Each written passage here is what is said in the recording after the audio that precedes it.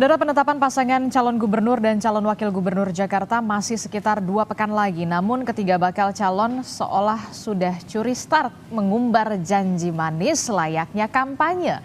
Apakah ini demi gayat pemilih daerah khusus terlebih para Gen Z? Mana janji-janji manis yang lebih realistis? Kami akan membahasnya bersama dengan politisi PDI Perjuangan melalui sambungan Zoom. Sudah ada Mas Ciko Hakim. Selamat pagi, Assalamualaikum Mas Ciko. Pagi Risti, pagi Mas Umam. Oke, kemudian juga nanti ada politisi senior Partai Golkar Ridwan Hisyam yang nanti akan bergabung kemudian menyusul. Kemudian ada pengamat politik dari Universitas Paramadina, sudah ada Ahmad Hoirul Umam. Mas Umam, selamat pagi, Assalamualaikum Mas Umam. Selamat pagi Mbak Risti, pagi Bang Ciko. Iya, ini kan kita tahu ya penetapan calon gubernur dan calon wakil gubernurnya saja masih 2 pekan lagi masa kampanye, masih akan sekitar 25 September lah ya, akhir bulan nanti.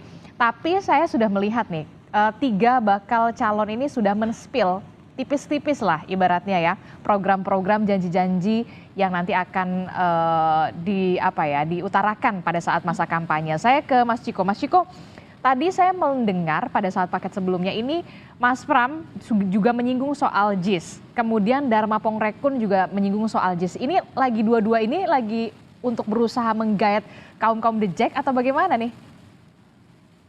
Saya rasa kalau kita bicara soal JIS, kita bicara soal Persija ya, tidak terbatas pada kaum The Jack atau Jackmania atau anggota resmi dari para pendukung kelompok resmi pendukung Persija Jakarta. Tetapi kita sedang berbicara tentang masyarakat Jakarta secara keseluruhan, karena Persija Jakarta itu adalah kebanggaan bagi kami-kami yang tinggal di Jakarta. Bukan hanya teman-teman yang bergabung dalam Jackmania, tapi khususnya memang mereka yang tergabung tentunya lebih punya passion, lebih passionate dan memang lebih intens mengikuti Persija Jakarta, bukan hanya pertandingan-pertandingannya, namun juga segala macam hal terkait dengan Persija. Dan ini suatu hal yang wajar di setiap kota, bukan hanya di Indonesia, bahkan di luar negeri sekalipun, kebanggaan bagi atau ikon bagi sebuah daerah itu tentunya salah satunya ada klub sepak bolanya atau klub olahraga lainnya. Dan saya rasa legacy yang baik sudah ditinggalkan oleh Mas Anies, yaitu Jakarta International Stadium. Itu betul-betul harus kita rawat, kita jaga, dan kita coba untuk merealisasikan apa yang sudah dijanjikan oleh Mas Anies sebelumnya. Ini masuk dalam program prioritasnya Pramono Rano? JIS, tentu salah satunya. Semuanya prioritas. Nah, ini juga yang harus kita tekankan, bahwa banyak yang mengatakan, oh prioritas banjir dan macet. Tidak. Jakarta ini problematikanya beragam. Kompleks. Tidak semua orang terkena banjir, tidak semua orang terkena macet. Artinya banjir, macet, dan yang lain yang dimana masyarakat yang lain yang tidak terkena keduanya, tapi tentunya punya masalah-masalah dan problem yang lain. Dan ini artinya kami memprioritaskan banyak hal terkait dengan Jakarta dan tidak semudah itu untuk bisa menaruh 1-2 menjadi program yang diutamakan.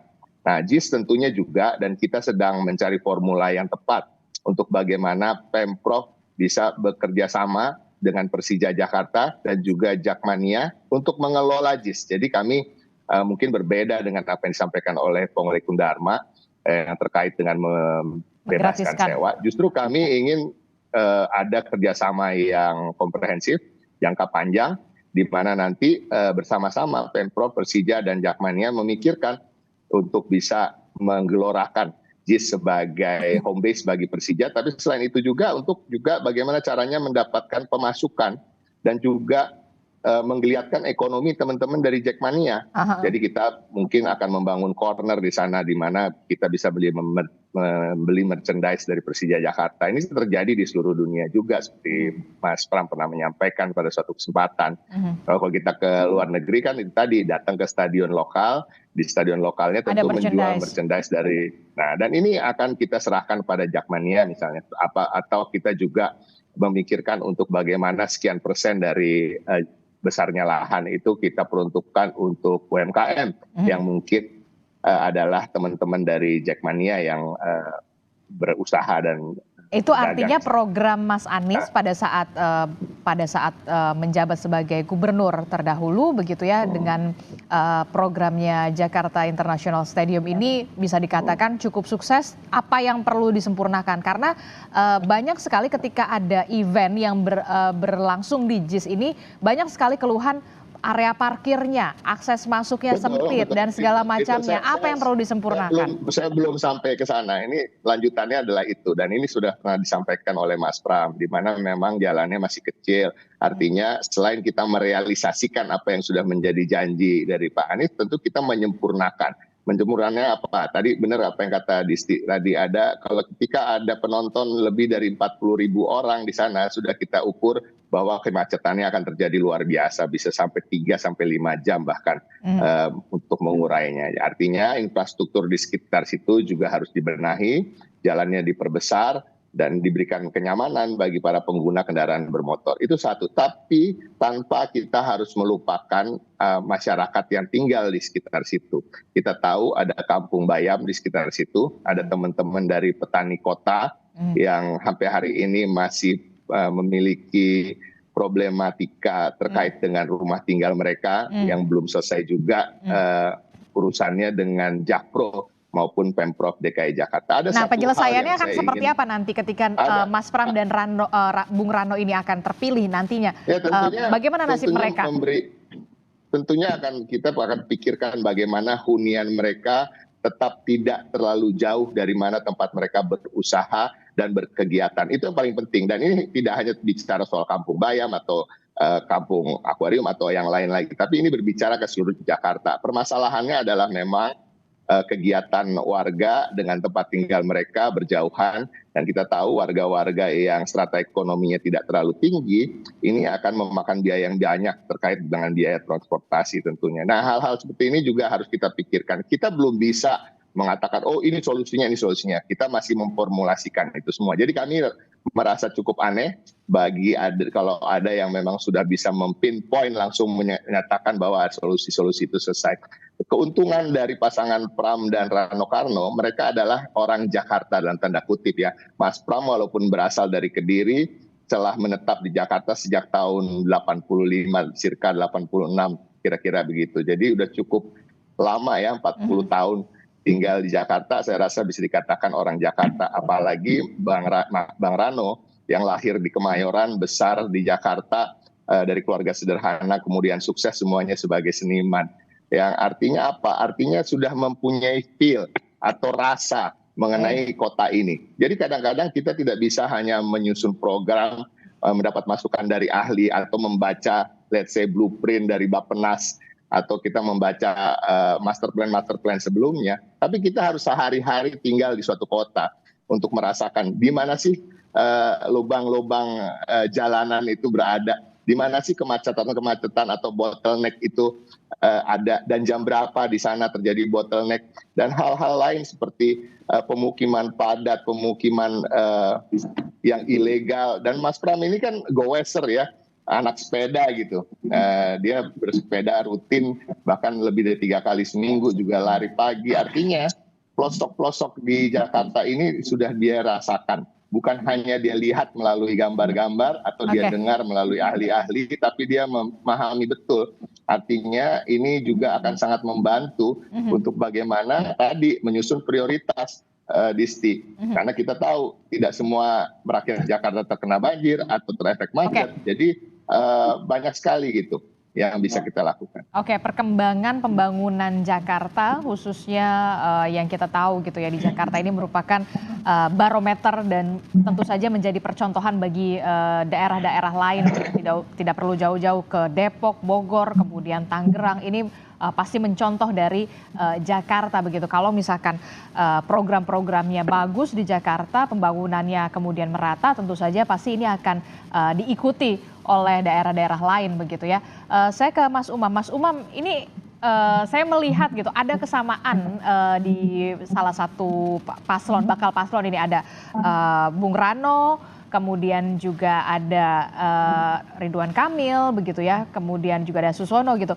Sama-sama memberikan perhatian ke infrastruktur sepak bola Jakarta International Stadium. Apakah ini jadi upaya untuk menggrab masa dari The Jackmania? Kalau menurut Anda, Mas Umam? Iya, dalam konteks ini saya ingin meng-highlight beberapa hal. Pertama, terkait dengan konteks legal formal, Mbak Adisti.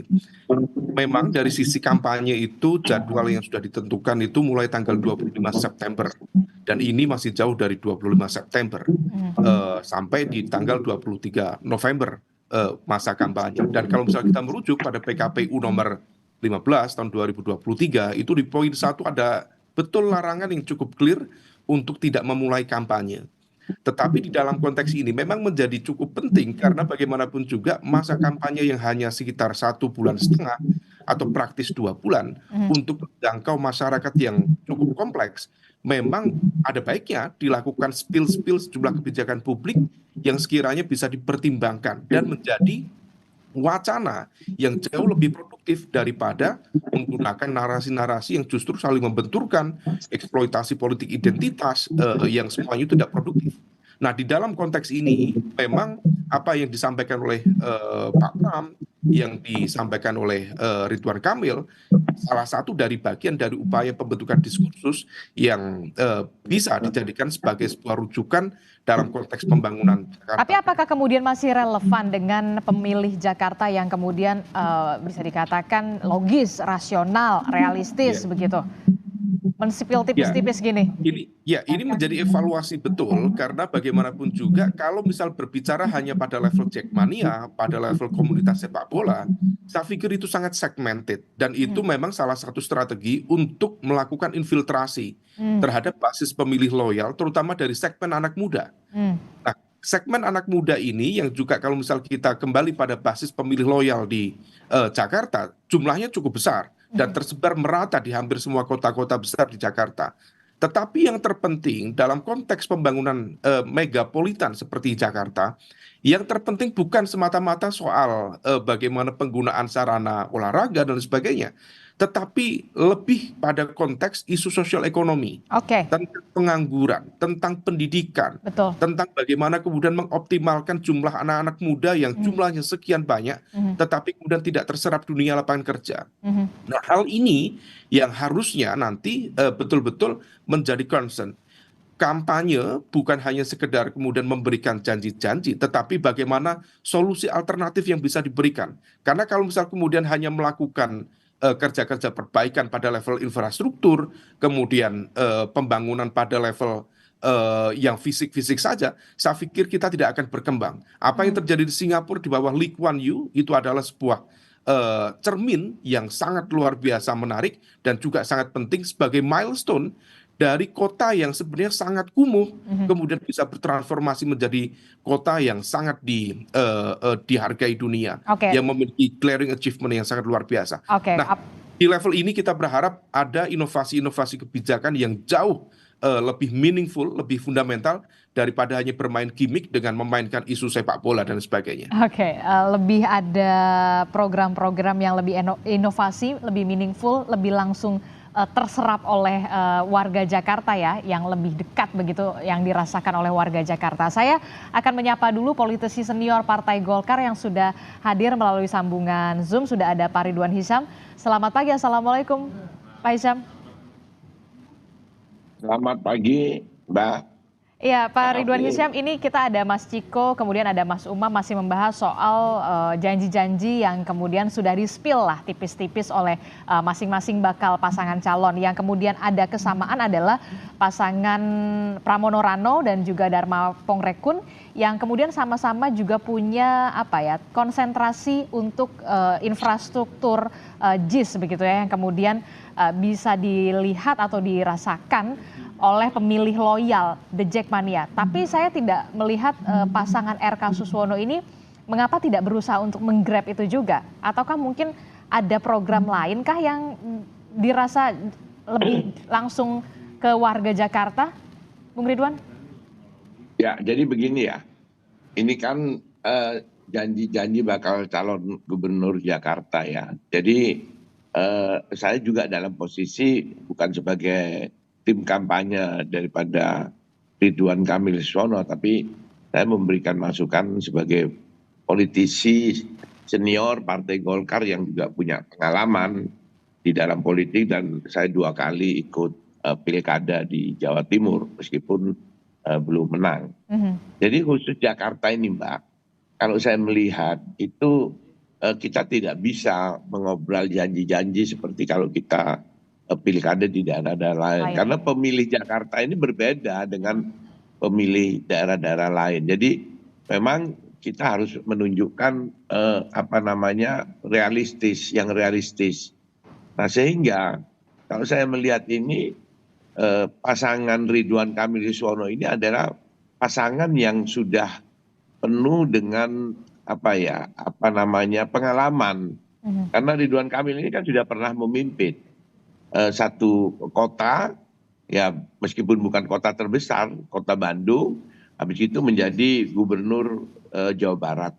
Saya kira dengan pengalaman yang dimiliki oleh Ridwan Kamil ini, dan juga saya kira Suswono pengalaman sudah pernah menjadi menteri, itulah yang diandalkan untuk bisa memimpin Jakarta yang daerah ibu kota lah. Sekarang kan masih ibu kota. Saya kira track itu recordnya, rekam jejaknya lebih mumpuni menurut Anda, sudah teruji. Iya, sudah teruji. Jadi kalau kita melihat janji Jackmania dan lain-lain, itu adalah masalah-masalah yang hanya meninabobokan masyarakat saja, dan itu tidak mempan untuk masyarakat Jakarta, karena kita lihat masyarakat Jakarta ini berbeda dengan daerah-daerah lain. Sehingga konsep yang realistis lah yang harus dikedepankan di dalam kampanye calon gubernur Jakarta ini, dan pengalaman yang sudah teruji. Oke, tapi kalau menurut Anda dengan program-programnya RK Suswono, salah satunya yang tadi sebelum paket dialog ini adalah soal mobil curhat, atau apakah ini memang bisa mengenal langsung, realistiskah langsung ke warga Jakarta menurut Anda?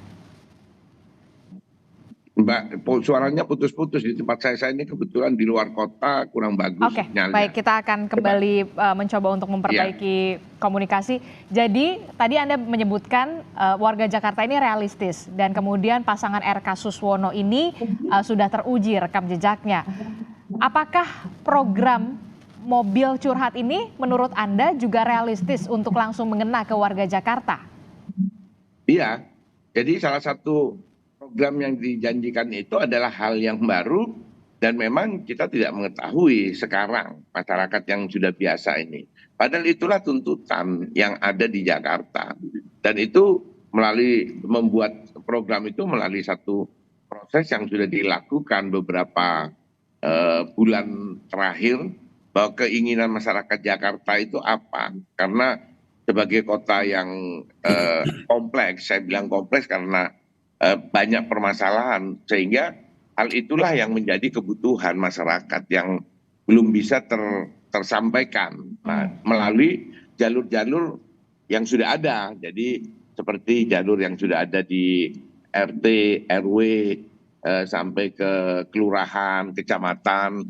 Nah ini motong langsung dia, jadi bisa langsung ke masyarakat. Nah itu menjadi daya tarik, dan itu bisa menjadi masukan yang akurat, karena tidak melalui satu proses yang birokrasi. Itu saya kira kenapa ada program itu, dan ini memang. Dan menurut Anda cukup realistis di tengah pemilih Jakarta yang rasional? Program ya, betul. Itu maksud saya. Oke, saya ke Mas Ciko. Mas Ciko, kalau tadi disebutkan Pak Ridwan Hisyam kalau soal JIS, The Jack dan segala macam berusaha untuk menggrab, ini program yang hanya meninak bobokan saja warga Jakarta. Setujukah Anda? Ya enggak dong, kan kita bicara soal program itu bukan hanya satu. Kami tidak, kan ini tadi Disti menanyakan saya terkait dengan JIS, terkait dengan Jackmania. Lalu saya jawab, kalau soal Jackmania dan JIS tentunya kami punya program. Nah ini juga saya rasa perlu juga dipikirkan oleh paslon-paslon lain, karena kita itu suatu keniscayaan bahwa Persija Jakarta adalah kebanggaan warga Jakarta, khususnya anak Jakarta. Seperti saya misalnya, saya ini lahir besar di Jakarta. Kebetulan kakek saya, bapak dari ibu saya adalah mantan ketua umum Persija. di tahun 50-an. Jadi Persija itu sangat dekat dengan saya dan juga keluarga besar. Walaupun kami bukan bagian dari Jackmania. Tapi karena kami orang Jakarta, anak Jakarta, tentunya kami akan selalu mendukung Persija. Dan Persija adalah kebanggaan bagi kami. Jadi bukan program Nina Bobo ya? Bukan dong, itu hanya Mas Ciko? ya kan soal Jackmania, soal Persija, soal JIS. Ya kami punya program soal itu. Artinya ketika Disti menanyakan program tentang Jackmania, JIS, dan Persija yang juga menjadi kebanggaan atau ikon kota Jakarta, tentunya setiap paslon saya rasa harus punya program terkait itu dan tidak bisa tidak. Gitu. Jadi kalau Disti mau nanyain soal apa lagi? Soal keamanan warga Jakarta. Oh iya, nanti kita akan bahas di segmen selanjutnya. Ya, jadi artinya kita nggak bisa bilang bahwa satu program itu tidak penting, yang lain tidak penting. Kalau kita bicara soal mobil curhat misalnya, saya juga mengapresiasi ada program seperti itu, tapi rasa-rasanya mobil curhat atau aplikasi curhat itu rasa-rasanya bukan suatu yang baru ya, Disti. Itu sudah pernah dilakukan oleh Basuki Cahayapurnama kalau tidak salah. Bukan itu aja, saya punya anak kecil yang saya juga punya pegang aplikasi yang namanya Dok itulah ya, toko kesehatan, dan kita bisa bicara dengan dokter dan psikolog. Saya rasa itu juga ada di dalam aplikasi itu, kita bisa bicara dengan psikolog, psikiater, dan lain-lain. Jadi tentu kita apresiasi, tentunya semua mempunyai program-program yang baik, nanti biar masyarakat yang menilai mana yang masyarakat rasa adalah prioritas bagi mereka masing-masing. Tentunya kita juga harus menyadari prioritas dari setiap segmen atau elemen di masyarakat itu berbeda. Kita ada prioritas bagi penggemar sepak bola, ada prioritas bagi Gen Z, ada prioritas bagi Gen milenial, ada prioritas bagi manusia-manusia seusia saya. Gitu. Jadi ini yang dan juga tempat tinggal mereka pun berbeda-beda. Nanti saya sampaikan, tidak semua orang terkena banjir, tidak semua orang terkena macet. Oke, masalah Jakarta ini kita tahulah kompleks sekali. Harus menjadi prioritas. Ya. Masalah Jakarta ini kompleks sekali, walaupun sudah tidak lagi menjadi ibu kota, dan logika elektoralnya juga agak berbeda dengan daerah-daerah lain, seperti tadi yang disebutkan oleh Pak Ridwan Hisyam. Karena kita tahu di Jakarta ini pemilihnya ini adalah pemilih yang rasional, realistis. Apakah kemudian adu gimmick ini akan tetap bisa terjual, atau memang adu gagasanlah yang sebaiknya harus ditonjolkan di Pilkada Jakarta ini? Tapi nanti kita akan bahas usai jeda. Tetaplah bersama kami di Sapa Indonesia Pagi.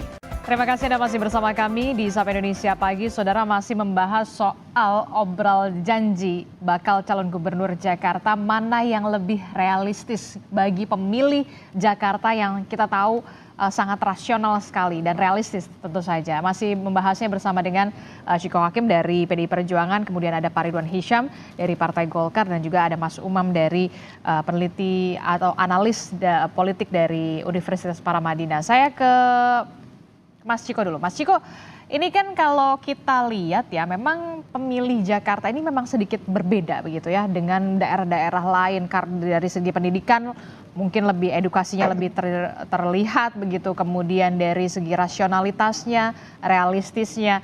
Tadi kita sudah membahas soal bagaimana infrastruktur, JIS juga yang kemudian menjadi prioritas begitu ya dari pasangan Pramono Rano, tapi yang kemudian coba di grab juga adalah ceruk pemilih muda. Salah satunya mungkin The Jack juga salah satunya. Tapi pemilih muda yang kita tahu angka lapangan pekerjaan ini sudah semakin tipis juga. PHK sudah di mana-mana begitu. Gelombang PHK tidak bisa kita tutup. Nah, apa yang kemudian ditawarkan oleh pasangan Pramono Rano soal ini? Oke, Disti. Jadi gini, kalau pemilih muda ini kan nggak jauh-jauh dengan tadi yang disampaikan, lapangan pekerjaan.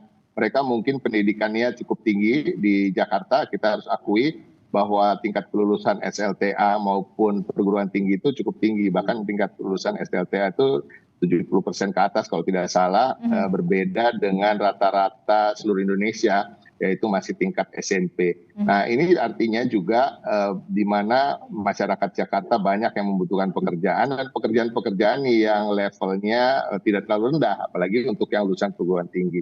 Nah, kita bicara soal menciptakan lapangan kerja, tentunya tidak harus selalu bekerja di perusahaan. Kita bicara soal menjadi pegiat UMKM misalnya, untuk menjadi entrepreneur. Nah, salah satu yang menjadi prioritas bagi pekerjaan-pekerjaan baru terkait dengan being an entrepreneur atau menggiatkan UMKM, tentunya di era sekarang itu kita memerlukan koneksi internet yang cepat. Itu nomor satu. Selain koneksi internet yang cepat, kita juga membutuhkan keberadaan signal itu dan meminimalisir blind spot. Nah, harapan kita tentunya bagaimana Jakarta bisa menjadi kota metropolitan seperti umumnya di dunia. Kita nggak usah jauh-jauh, yang paling dekat aja di Singapura. Agak sulit bagi kita untuk mendapatkan blind spot ya, di mana-mana signalnya baik, di mana-mana koneksinya sangat baik. Dan ini sangat dibutuhkan karena sekarang kita tahu kalau kita mau berusaha apapun itu adalah ketersambungan terkait dengan komunikasi dan hal-hal yang kalau kita bicara soal usaha tentunya ada e-commerce dan lain-lain. Ini tentunya akan menjadi prioritas. Jakarta menjadi tempat yang sangat internet friendly, bukan hanya koneksi tadi saya sampaikan, bahkan di tempat-tempat yang selama ini kita mengalami blind spot itu tidak terjadi. Nah, ini contohnya kan sekarang, kadang-kadang Zoom nih kalau live ya, suara masih bisa terputus-putus, ya kan, bahkan kita tinggal di daerah Jakarta yang bisa dibilang kayak saya di daerah yang cukup padat dan seharusnya tidak terjadi. Dan ini hal kecil tetapi ini sangat dibutuhkan. Selain itu kita harus ingat Jakarta akan menjadi DKJ, tidak lagi daerah khusus ibu kota Jakarta, dan akan ada urusan terkait dengan aglomerasi dan hubungan yang dekat dengan daerah-daerah penunjang seperti Jabodetabek, Jur. Nah, ini artinya masyarakat Jakarta juga tidak melulu harus berbicara tentang mencari pekerjaan di Jakarta, karena daerah ini akan terintegrasi. Seperti juga masyarakat di Bogor dan Tangerang, Bekasi, Cianjur dan sekitarnya juga mencari kerja di Jakarta. Nah, apa yang dibutuhkan untuk bisa ini menjadi lancar? Artinya apa? Ya kita bicara soal transportasi umum tentunya. Transportasi umum itu MRT dan LRT yang sudah baik, yang sudah digagas oleh pendahulu Bang Yos gitu ya, busway. Nah, ini kadang-kadang kita lihat agak setengah hati. Setengah hati itu gimana sih? Stasiunnya berhenti hanya sampai di Lebak Bulus. Seharusnya ini lebih panjang lagi kalau kita bicara soal aglomerasi. Kalau kita bicara ketersambungan antara daerah-daerah yang memang sudah menjadi penunjang bagi warga Jakarta. Jadi mendekatkan semuanya, artinya opportunities-nya juga makin banyak, dan ini harus kita lakukan. Oke, kenapa saya tanyakan ini Pak Ridwan Hisyam dan juga Mas Ciko, karena dari data yang saya baca adalah lebih dari 32.000 pekerja ini terkena pemutusan hubungan kerja atau PHK dalam kurun waktu Januari hingga Juni 2024. Dan DKI Jakarta atau Provinsi Jakarta ini tingkat PHK-nya tertinggi, bahkan mencapai 7.649 atau sekitar 23,49%. Tentu ini menjadi PR besar bagi calon gubernur dan juga wakil gubernur untuk menyelesaikan permasalahan bagaimana anak-anak muda dan juga warga Jakarta yang terkena PHK. Akan bagaimana nantinya nasib mereka, termasuk juga menyediakan lapangan pekerjaan. Pak Ridwan Hisyam, kalau untuk pasangan RK Suswono, bagaimana tawaran atau advice yang ingin Anda sampaikan soal ini, Pak Ridwan Hisyam? Baik, sayang sekali ternyata sambungan sinyalnya seperti yang tadi Anda sebutkan Mas Ciko, sedikit juga bermasalah ternyata ya di luar kota begitu. Di Jakarta juga masih kadang-kadang putus-putus, itulah yang kemudian harus diperbaiki lagi oleh pemerintah ya, supaya kita bisa terkoneksi dengan bagus. Mas Umam. Karena ini bagian dari pekerjaan kan? Iya betul, ada bagian pekerjaan. Dan langsung contoh konkret ya kan, ketika sedang live kemudian terputus, itulah yang kemudian masih menjadi PR juga khususnya. Saya ke Mas Umam. Mas Umam, ini bagaimana soal angka PHK juga yang kemudian meningkat secara tajam begitu dari Januari sampai Juni 2024 ini, bahkan Provinsi Jakarta ini tingkat PHK-nya bahkan tertinggi. Kita tahu banyak juga perusahaan-perusahaan startup juga sekarang sedang bleeding. Bagaimana realistisnya bagi pasangan bakal paslon masing-masing ini di Pilkada Jakarta untuk bisa punya program yang langsung mengena untuk pengentasan atau lapangan pekerjaan ini? Ya Mbak Adisti, memang calon gubernur siapapun itu nanti, maka harus berani masuk dalam kebijakan yang sangat substansial seperti ini. Mhm. Karena kalau misal kemudian hanya bermain di ranah gimmick, saya pikir itu hanya repetisi dari strategi kebijakan yang tampaknya juga tidak akan mendapatkan impact secara meaningful di tengah masyarakat. Di Jakarta sendiri itu ada sekitar 18 atau bahkan 19% itu DPT-nya pemilih dari kalangan pemilih muda, yaitu dari segmen generasi Z. Sementara yang dari generasi milenial itu ada di sekitar angka 31,5 atau sampai 32%. Artinya secara total akumulatif lebih dari 50% pemilih yang ada di Jakarta itu adalah dari segmen anak muda. Nah, problemnya ketika kemudian yang terjadi seperti itu, di mana lebih banyak anak muda di Jakarta itu lebih banyak terserap dalam sektor pekerjaan yang sifatnya informal. Memang dalam status pekerjaannya ada, tetapi kategorinya informal. Nah, segmen informal inilah yang kemudian menghadirkan ketidakpastian dalam konteks lapangan kerja, sehingga kemudian begitu ada perubahan yang sifatnya itu disruptif, baik itu pandemi, situasi ekonomi global, termasuk penurunan mata rantai perdagangan internasional, maka kemudian impact-nya kepada mereka. Nah, ini yang kemudian calon kepala daerah, terutama calon gubernur, harus berani masuk di sana. Setidaknya, karena Jakarta itu kan dengan kompleksitas yang sedemikian rupa, tetapi ada juga konglomerasi-konglomerasi, kekuatan-kekuatan ekonomi besar yang seharusnya bisa diajak bekerja sama, bisa diajak untuk bagaimana menata Jakarta ke depan. Setidaknya menciptakan intermediary industries. Karena kita itu di Indonesia secara umum, UMKM kita itu memberikan kontribusi luar biasa kepada negara, termasuk dalam konteks Jakarta. Kalau secara agregat nasional, kontribusi PDB-nya itu 60% lebih, Hmm. serapan tenaga kerjanya 90% lebih. Mhm. Tetapi kalau misal kita cermati lebih detail, lebih banyak UMKM kita itu sebagai seller, Mhm. bukan sebagai producer. Mhm. Nah, apakah kemudian misalnya Pak Ridwan Kamil, termasuk Pak Pramono, memiliki kemudian kemampuan komunikasi yang cukup baik misalnya dengan jaringan pengusaha, dengan jaringan konglomerasi tadi, setidaknya untuk ikut mencarikan solusi untuk menghadirkan serapan tenaga kerja yang lebih substantif, Hmm. yang lebih meaningful, memberikan kepastian dalam konteks pekerjaan kepada segmen anak muda di Jakarta dan juga di wilayah sekitarnya tadi. Mhm. Nah, ini yang kemudian harus dilihat secara cermat. Mhm. Selain itu, sebaiknya para calon gubernur itu tidak hanya juga bermain pada ranah isu-isu besar. Ada wilayah-wilayah periferal yang juga harus dipikirkan. Mulai dari lemahnya perlindungan masyarakat pesisir dan juga pulau-pulau kecil di Teluk Jakarta. Itu juga harus Oke. dipikirkan. Kemudian bicara lagi tentang konteks reklamasi kemarin. Jangan hanya isu reklamasi dijadikan sebagai alat negosiasi dengan kekuatan-kekuatan oligarki, Mhm. tetapi betul-betul diarahkan Mhm. untuk menyelesaikan bagian dari kompleksitas persoalan di Jakarta. Mhm. Banyak Dan sekali yang memang tidak kalah sebenarnya yang penting, harus dipikirkan, tidak hanya soal ekonomi, kemudian juga perumahan atau rumah yang kita tahu di Jakarta sudah bisa dikatakan sudah tidak terbeli lagi, tapi juga isu lingkungan dan juga warga-warga di secara luar umum, betul, termasuk Jakarta, isu khususnya di hunian Pulau layak Seribu yang ya. masih Pulau Seribu juga menjadi kan juga masalah harus krusial. dipikirkan ya, Mas Umam ya. Saya ke Pak Ridwan Hisyam. Pak Ridwan Hisyam, ini kalau Ya. kita lihat ya, Jakarta ini menjadi provinsi dengan nomor 1, dengan peringkat pertama, angka PHK-nya besar sekali, 23, sekian persen begitu. Apa yang bisa ditawarkan RK Suswono untuk bisa menyelesaikan permasalahan gelombang PHK untuk menciptakan lapangan pekerjaan? Memang klise lah ya, khususnya untuk anak muda.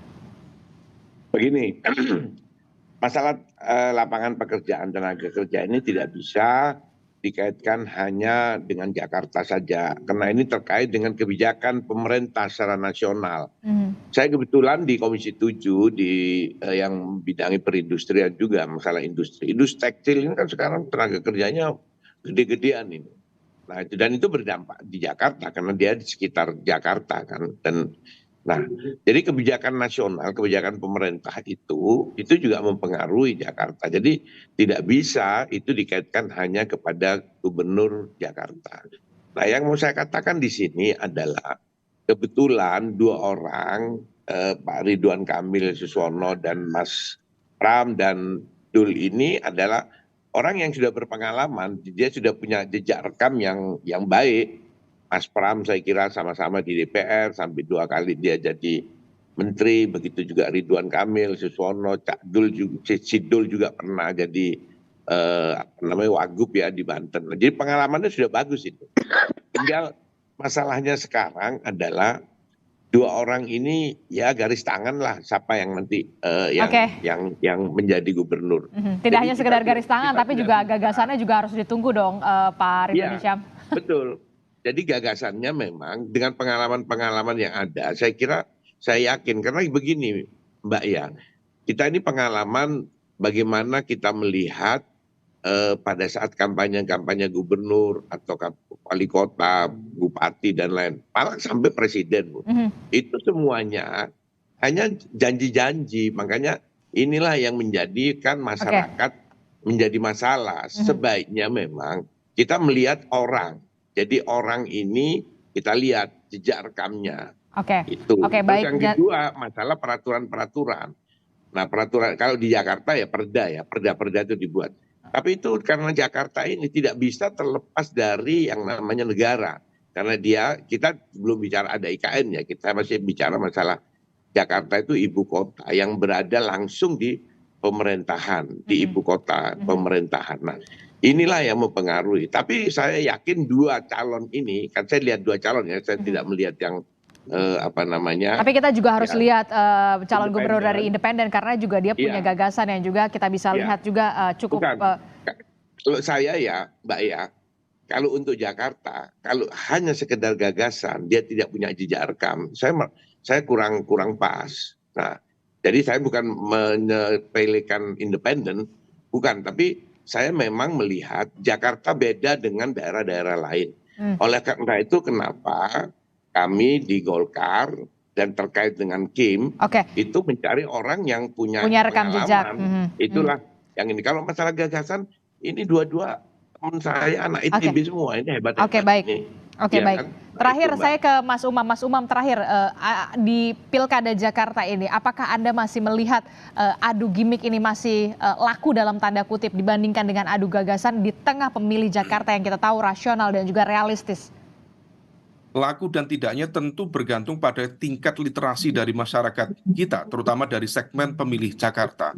Memang per hari ini segmen masyarakat Jakarta lebih banyak didominasi oleh mereka dengan akses informasi yang jauh lebih terbuka. Tetapi sekali lagi dengan tingkat literasi yang juga tentu masih problematik ya, isu-isu gimmick dalam konteks tertentu masih cukup dimakan, dikonsumsi oleh pemilih kita. Nah ini yang kemudian menjadi tugas bersama, bukan hanya dari kalangan masyarakat sipil, tetapi juga betul tadi, kalau misal memang punya pengalaman yang baik, punya rekam jejak kepemimpinan dan juga menjadi produsen dalam konteks kebijakan publik yang baik, seharusnya yang dikeluarkan bukan sekedar gimmick, bukan sekedar mobil curhat, tetapi apa langkah-langkah solutif terhadap problem-problem prioritas yang dimiliki oleh Jakarta. Dengan itu kita bisa melihat pertarungan gagasan, kemudian bagaimana perdebatan yang lebih substansial, dan kalau misal itu bisa terjadi, saya pikir Pilkada Jakarta akan menjadi kiblat yang sangat baik dalam konteks penciptaan local good governance dalam ruang demokrasi lokal. Baik, kita akan tunggu bagaimana janji-janji manis ini nanti akan segera direalisasikan jika bakal pasangan calon jagoannya Mas Ciko, ada Bung Rano, Mas Pram, kemudian juga ada dari Pak Ridwan ini ada Pak RK dan juga Suswono. Ini kita akan lihat termasuk juga Dharma Pongrekun. Jadi jangan hanya sekedar janji-janji manis saja, tapi juga harus direalisasikan karena janji adalah hutang yang harus dibayar. Terima kasih Mas Ciko, Pak Ridwan Hisyam telah bergabung bersama kami. Mas Umam terima kasih. Assalamualaikum, sehat selalu, selamat pagi Bapak-Bapak.